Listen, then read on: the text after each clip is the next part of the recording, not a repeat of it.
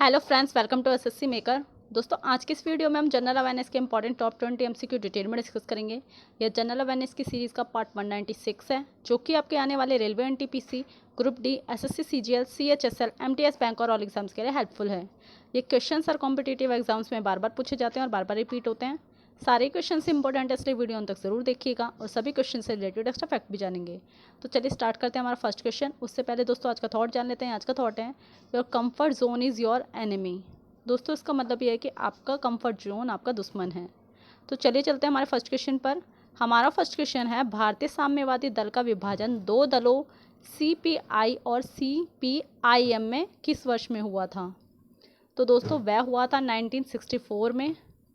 दोस्तों, भारतीय साम्यवादी दल का जो विभाजन है, यानी भारत की कम्युनिस्ट पार्टी जो कि है दोस्तों सीपीआई, और भारत की जो कम्युनिस्ट पार्टी मार्क्सवादी है जो कि है दोस्तों सीपीआईएम।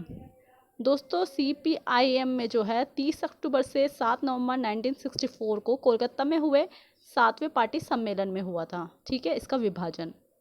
दोस्तों, जो नवंबर 64 था, ठीक है, नवंबर 64 में कोलकाता में हुआ था 7वें पार्टी सम्मेलन में इसका विभाजन। और दोस्तों सीपीआईएम जो है साम्राज्यवाद के विरुद्ध संघर्ष और विभक्त कम्युनिस्ट पार्टी की क्रांतिकारी विरासत की प्रतिनिधि है, जिसका जो गठन है दोस्तों वह कब हुआ था? तो दोस्तों वह हुआ था 1920 में। याद रखिएगा। नेक्स्ट क्वेश्चन पर चलते हैं। हमारा नेक्स्ट इंपॉर्टेंट क्वेश्चन है, इंडिपेंडेंट लेबर पार्टी का संस्थापक कौन था? तो दोस्तों उनका नाम है बी आर अम्बेडकर। दोस्तों, इंडिपेंडेंट लेबर पार्टी की स्थापना जो है बी आर अम्बेडकर द्वारा कब की गई थी? 1936 में। याद रखिएगा दोस्तों। और दोस्तों ये वीडियो कैसा लगा बताइएगा ज़रूर। अगर आपको वीडियो अच्छा लगा है तो एसएससी मेकर को लाइक कीजिए, सब्सक्राइब करें एंड शेयर करना बिल्कुल ना भूलें। नेक्स्ट क्वेश्चन पे चलते हैं। हमारा नेक्स्ट इंपॉर्टेंट क्वेश्चन है, निम्नलिखित में से कौन सा एक दल राष्ट्रीय राजनीतिक दल नहीं है? तो दोस्तों वह है तेलुगु देशम। दोस्तों तेलुगु देशम जो है, यानी तेलुगु देशम पार्टी टीडीपी, ये दोस्तों आंध्र प्रदेश में क्षेत्रीय राजनीतिक दल के रूप में मान्यता प्राप्त है। और इसकी जो स्थापना है दोस्तों वह हुई थी मार्च 1982 में। ठीक है, एनटी रामाराव ने की थी। और दोस्तों इसके जो वर्तमान अध्यक्ष हैं वो कौन है, ये आप मुझे कमेंट बॉक्स में बताइएगा। नेक्स्ट क्वेश्चन पर चलते हैं। हमारा नेक्स्ट इंपॉर्टेंट क्वेश्चन है, निम्नलिखित में से कौन सा क्षेत्रीय राजनीतिक दल है? तो दोस्तों वह है अकाली दल। दोस्तों कांग्रेस, भाजपा, सीपीआई, दोस्तों ये सब जो है राष्ट्रीय दल है। जबकि दोस्तों जो अकाली दल है, यानी शिरोमणि अकाली दल, ये पंजाब राज्य में क्षेत्रीय राजनीतिक दल के रूप में मान्यता प्राप्त हैं। और दोस्तों इस दल की जो स्थापना है वो कब हुई थी बताइए? तो दोस्तों वह हुई थी 14 सितंबर 1920 में। सॉरी दोस्तों, 14 दिसंबर 1920 को। याद रखिएगा। और दोस्तों इसके जो वर्तमान में अध्यक्ष है वो कौन है, ये भी आप मुझे कमेंट बॉक्स में बताइएगा। नेक्स्ट क्वेश्चन पर चलते हैं। हमारा नेक्स्ट इंपॉर्टेंट क्वेश्चन है, भारतीय जनता पार्टी के गठन के पश्चात इसके प्रथम अध्यक्ष कौन थे? तो दोस्तों वह हैं एवी वाजपेयी। दोस्तों भारतीय जनता पार्टी के गठन के पश्चात जो है इसका जो प्रथम अध्यक्ष था वह था अटल बिहारी वाजपेयी। ठीक है, इनको चुना गया था। और इस पार्टी का जो गठन है दोस्तों वो हुआ था 6 अप्रैल 1980 को। और दोस्तों ये जो है दोस्तों इसके स्थापना, ठीक है, इसकी स्थापना हुई थी 1980 में। और दोस्तों इसके जो वर्तमान अध्यक्ष है वो कौन है, ये भी आप मुझे कमेंट बॉक्स में बताइएगा। नेक्स्ट क्वेश्चन पे चलते हैं। हमारा नेक्स्ट इंपॉर्टेंट क्वेश्चन है, निम्नलिखित में से 1999 में किसके विघटन से राष्ट्रीयवादी कांग्रेस पार्टी का गठन हुआ? तो दोस्तों वह है कांग्रेस पार्टी। दोस्तों 1999 में जो है कांग्रेस पार्टी से शरद पवार, पीए संगमा और तारिक अनवर, इन्होंने जो है दोस्तों सोनिया गांधी के विदेशी मूल होने के कारण अलग होकर राष्ट्रीयवादी कांग्रेस पार्टी का गठन किया था। याद रखिएगा दोस्तों। नेक्स्ट क्वेश्चन पे चलते हैं। हमारा नेक्स्ट इंपॉर्टेंट क्वेश्चन है, भारतीय राष्ट्रीय कांग्रेस में राष्ट्रीय शब्द प्रभावित था? तो दोस्तों वह था ब्रिटिश शासन के विरुद्ध प्रतिक्रिया से। याद रखिएगा। और दोस्तों ये वीडियो शेयर करना बिल्कुल ना भूलें। आप सभी जानते हैं sharing is the best way of learning, तो शेयर ज़रूर करें। नेक्स्ट क्वेश्चन पे चलते हैं।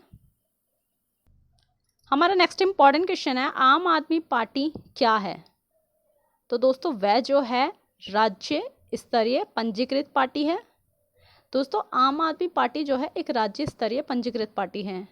चूँकि दोस्तों जो राज्य पार्टी है, ठीक है, राष्ट्रीय पार्टी और क्षेत्रीय पार्टी, ये जो है दोस्तों राजनीतिक पार्टियों का पंजीकरण होता है, ठीक है। और दोस्तों ये जो है पंजीकृत पार्टी भी है, याद रखिएगा।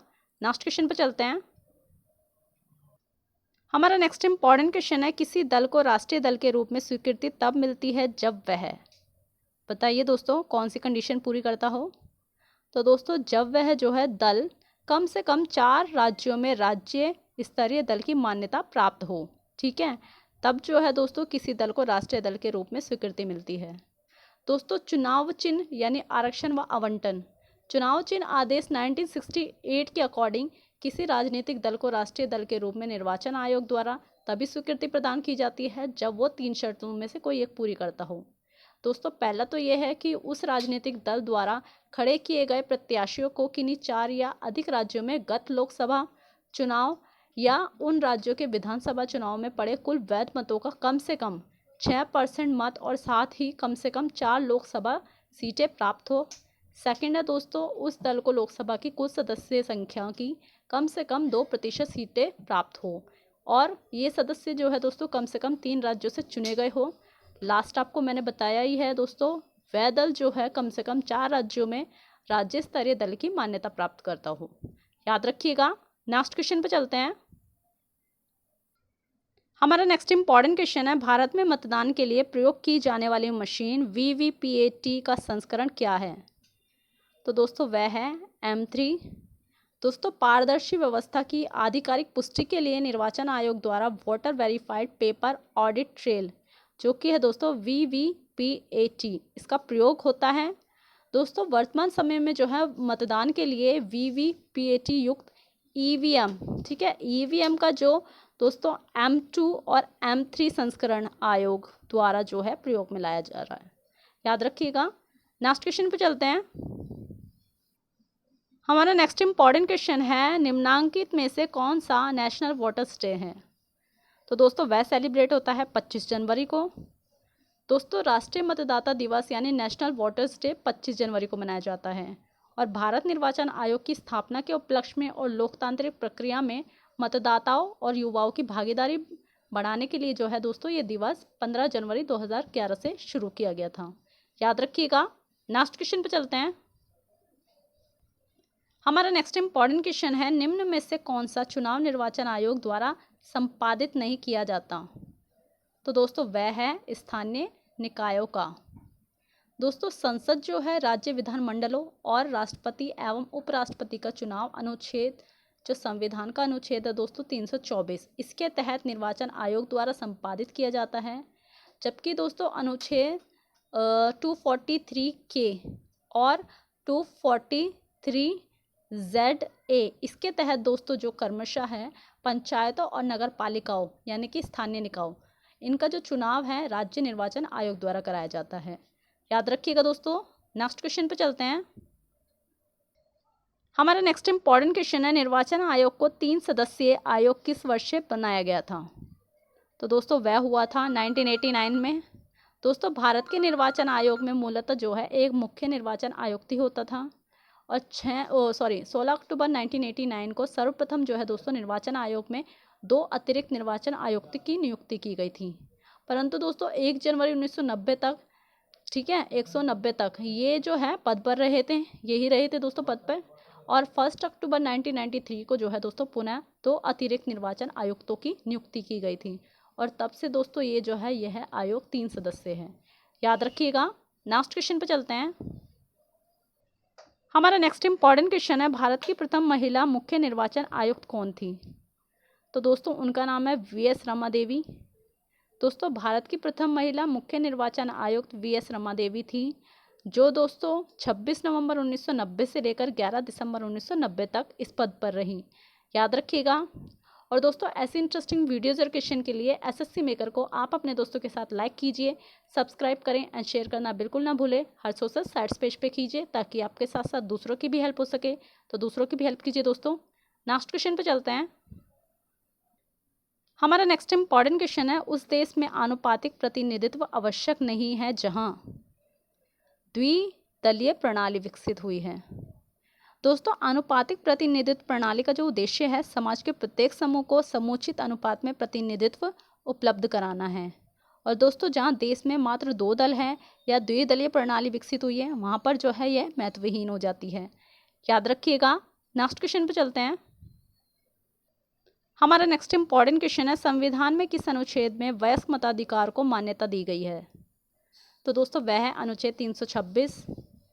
दोस्तों संविधान के अनुच्छेद 326 में वयस्क मताधिकार संबंधी प्रावधान किया गया है और इसमें कहा गया है कि लोकसभा और प्रत्येक राज्यसभा के विधानसभा के लिए निर्वाचन वयस्क मताधिकार के आधार पर होंगे।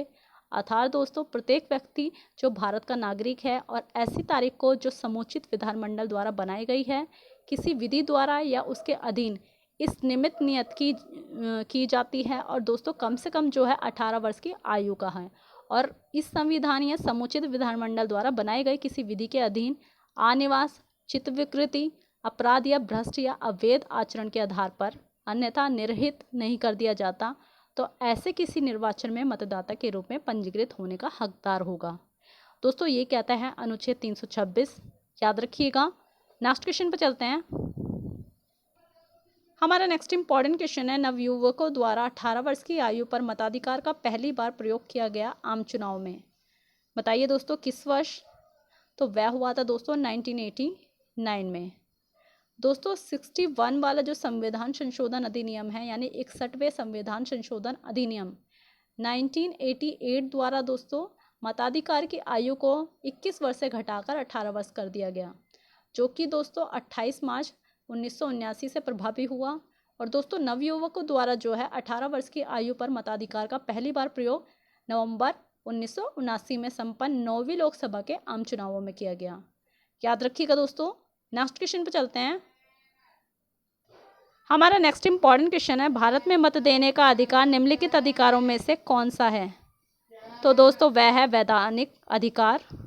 दोस्तों जनप्रतिनिधित्व अधिनियम 1951 के तहत जो है भारत में मताधिकार और निर्वाचित होने का अधिकार मिलता है क्योंकि दोस्तों ये जो है संसद द्वारा बनाए गए एक अधिनियम के तहत जो है मिला हुआ है और यह एक विधिक अधिकार है। हालांकि दोस्तों लोक सेवा आयोग उत्तर प्रदेश ने जो है पूर्व में दी गई अपनी उसमें जो है दोस्तों ये माना था कि ये जो है दोस्तों संवैधानिक अधिकार है पर दोस्तों इसका जो आधार है संविधान के अनुच्छेद 326 के तहत वयस्क मताधिकार का उल्लेख होना हो सकता है। याद रखिएगा इसका उल्लेख है 326 में। नेक्स्ट क्वेश्चन पर चलते हैं। हमारा नेक्स्ट इंपॉर्टेंट क्वेश्चन है, भारत में मताधिकार और निर्वाचित होने का अधिकार कौन सा अधिकार है? तो दोस्तों वह है विधिक अधिकार। दोस्तों जनप्रतिनिधित्व अधिनियम 1951 की धारा 79D में जो है निर्वाचक अधिकार यानी इलेक्टोरल राइट्स को परिभाषित किया गया है जिसमें दोस्तों किसी व्यक्ति के किसी चुनाव में एक उम्मीदवार होने या उम्मीदवार होने से नाम वापस लेने तथा चुनाव में मतदान करने या मतदान करने से विरत रहने के अधिकार को शामिल किया गया है। और दोस्तों ज्योति बसु और अन्य बनाम देवी जो घोषाल थे और अन्य वाद में सर्वोच्च न्यायालय ने निर्वाचित होने के अधिकार को विधिक अधिकार के रूप में घोषित किया है। और दोस्तों इसी प्रकार जो है जनप्रतिनिधित्व अधिनियम यानी 1951 की धारा 62 में मताधिकार का वर्णन किया गया है और दोस्तों सर्वोच्च न्यायालय द्वारा भी जो है मताधिकार को विधिक या वैधानिक अधिकार घोषित किया है। तो दोस्तों इससे स्पष्ट होता है कि भारत में जो है मताधिकार और निर्वाचित होने का अधिकार एक विधिक या वैधानिक अधिकार है। याद रखिएगा। नेक्स्ट क्वेश्चन पे चलते हैं। हमारा लास्ट इंपॉर्टेंट क्वेश्चन है, सांसदों की अयोग्यता संबंधी विवाद पर कौन निर्णय देता है? तो दोस्तों वह है निर्वाचन आयोग के परामर्श से राष्ट्रपति। दोस्तों संविधान के अनुच्छेद 103 के तहत सांसदों की अयोग्यता या निरर्हता संबंधी विवाद का विनिश्चय राष्ट्रपति निर्वाचन आयोग के परामर्श के अनुसार करता है। याद रखिएगा दोस्तों। तो दोस्तों ये थे जनरल अवेयरनेस के important top 20 MCQ most important questions. I hope ये वीडियो आपको पसंद आया है। ये वीडियो कैसा लगा कमेंट बॉक्स में ज़रूर बताइएगा। पसंद आया तो अपने स्टडी रिलेटिव ग्रुप में शेयर ज़रूर करें और SSC मेकर को लाइक, सब्सक्राइब एंड शेयर करना बिल्कुल ना भूलें। आज के लिए बस इतना ही। थैंक यू सो मच दोस्तों।